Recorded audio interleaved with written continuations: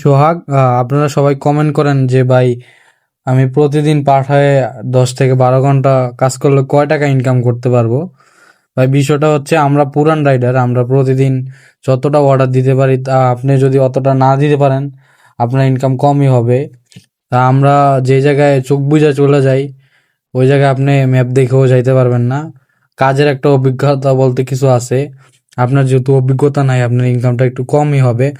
আমি পুরান রাইডার, এই যে আমি আজকে কয়টা অর্ডার কমপ্লিট করছি, আজকে 20টা অর্ডার কমপ্লিট করছি।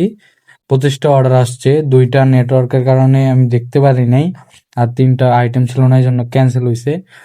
তো 20টা অর্ডারে আমার ইনকাম হয়েছে 1435 টাকা। আমি গতকালকেও 20টা অর্ডার কমপ্লিট করছিলাম। তো গতকালকের কুইজট আছে এখানে 570 টাকা। 20টা অর্ডার দিলে আমাকে পাঠাও 570 টাকা বোনাস দেয়, এবং আজকের টিপস পাইছি 50 টাকা। তো টোটাল ইনকাম হয়েছে আমার আজকে 1435 টাকা। এবং আমি আজকে যে বোনাসটা জিতছি পাঠাও থেকে, এটা আমাকে রাত্রে 4টা বাজে দিয়ে দিবে কোম্পানি। এই যে আমি 20টা অর্ডার কমপ্লিট করছি, 570 টাকা, এটা আমাকে রাত্রে 4টা বাজে কোম্পানি আমার অ্যাকাউন্টে দিয়ে দিবে।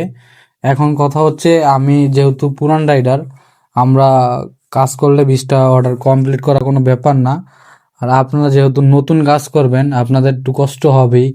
বললাম যে কাজের অভিজ্ঞতা বলতে কিছু একটা আছে। আমি দুই দুই বছর যাবৎ কাজ করি গুলশান জোনে। আমার কাজ করতে করতে সমস্ত এরিয়া চিনা।